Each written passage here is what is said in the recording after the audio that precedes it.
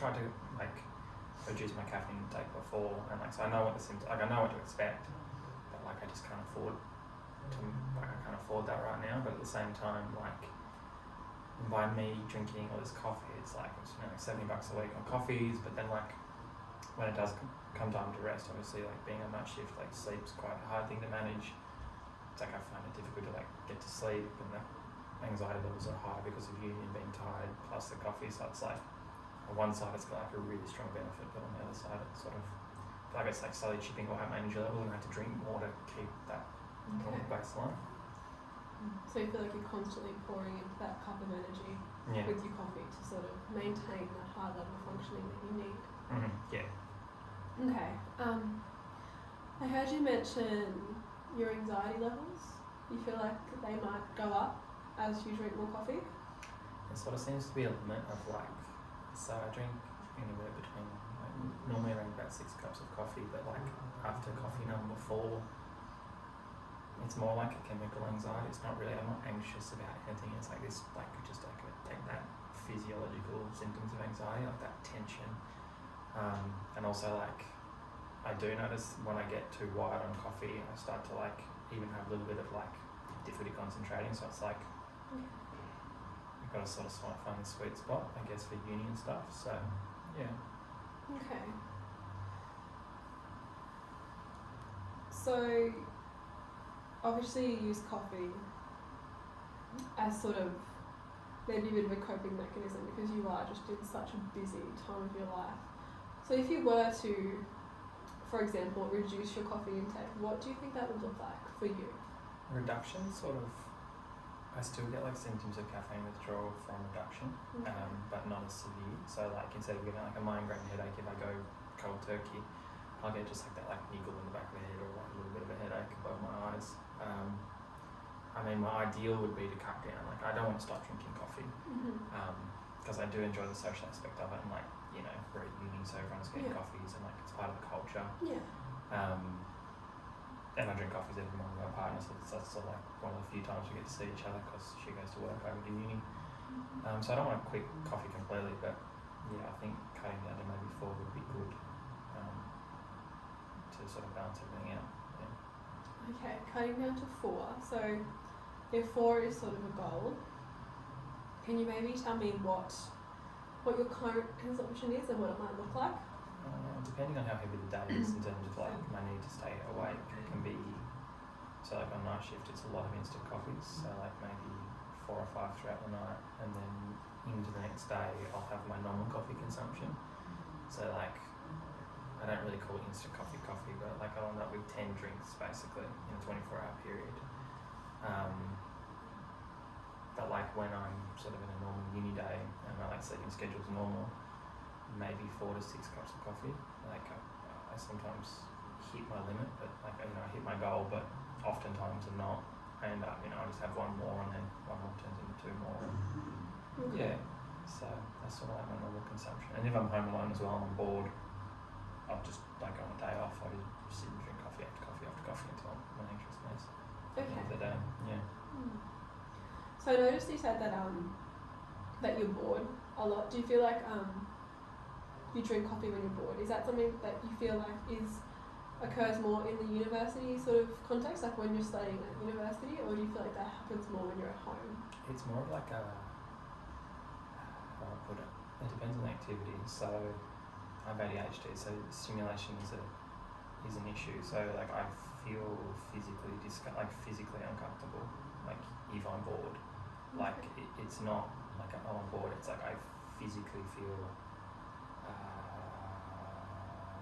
like tense. It's like a weird tension of like it's like a motor. Basically, it's like there's a motor in me wanting me to push to do stuff. So I find like when I get that sensation, I'll just go get a coffee because it means I can still sit and do my work, but I get that stimulation. It's sort of like I used to have the same sort of. I used to use cigarettes the same way, but I don't smoke anymore. So yeah. Okay. So do you have a history of addiction with cigarettes, or is it more of a short period? History of addiction. I was an alcoholic when I was young. Since stopped. I was smoking at my worst 2 to 3 packets of cigarettes a day. I did that for about 2 or 3 years, but I got really sick, so I had to stop drinking and smoking. But sort of coffee was always that one thing that's socially acceptable to always do. Like no one really judges you for drinking coffee, and some people even think you're a hero for drinking lots of coffee because it means you're really productive and so yeah. Okay. You did also mention a bit earlier on that you were spending around, I heard $70 a week. Mm-hmm. Okay.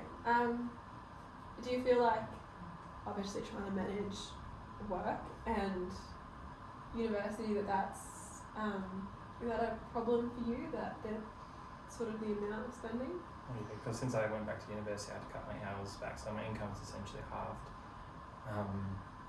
But my habits haven't changed back to reflect that lower level of income. So yeah, coffee is a consideration. I have to have to tighten my belt in places, and sort of coffee is sort of one of those non-essentials, I guess, where I need to pull back.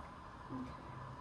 So when you're at, for example, university, do you feel like maybe you might get bored with study, for example, and coffee might be sort of an impulse sort of behaviour that might be a bit of positive feedback for yourself, a bit of a sort of reward that you might engage in sort of continually throughout the day to sort of make you feel better, or do you just feel like it's become a habit? It's funny, I don't really reward myself. I don't really go, oh, you've done a great job, go have a coffee. It's more of I use it like a drug. I use it like I'd use Ritalin. When I was in middle school, it's a tool to achieve a goal. It's not it's more like a necessity than a reward, if that makes sense. Okay. So you feel like you really do need it. Okay. So it sounds like you're very aware that you do want to change, and that obviously you have been very capable of that in your past. And it sounds like coffee might be a bit of a sort of something that you've started to associate with hard work and doing better, and that might be sort of continuing your consumption levels to be, get higher and higher. However, obviously coffee is something that we build up a dependency to, so it's good that you've come in today, because if we keep going, we all love coffee. It is, it's so ingrained in our social lives now. But it sounds like you definitely know that you're willing to change, and that the consequences for you are the high anxiety, obviously, and the monetary cost, obviously, is becoming more and more expensive. So do you feel like, on a scale of 1 to 10, 10 being 100% ready to change, and 1 being, I'm not interested, how sort of motivated are you to decrease that caffeine amount? I don't think cutting it out completely, obviously it's probably unrealistic at this point, but just reducing the amount a little bit, how motivated would you say that you are? yeah, so I was originally thinking of cutting out coffee, but then zero motivation to do that, so that's sort of where I picked the number 4 from. I'm pretty willing to change, maybe an 8 or a 9. Okay. So I went to the sector booking an appointment for it, and with the idea of cutting back, but I just needed some strategies on sort of how to manage the that bored, tense feeling when I do sit down and study. So that's sort of I guess the reason why so just need something to, I don't know, if there's something that I can replace coffee with, I don't know. Yeah. Well, unfortunately we've run out of time today, but I definitely want to hear more about this next week, and I think I have some ideas for what we could start implementing to get the best outcomes for you. I think that you're so motivated to change is wonderful, and I look forward to seeing you next week. Perfect, thank you.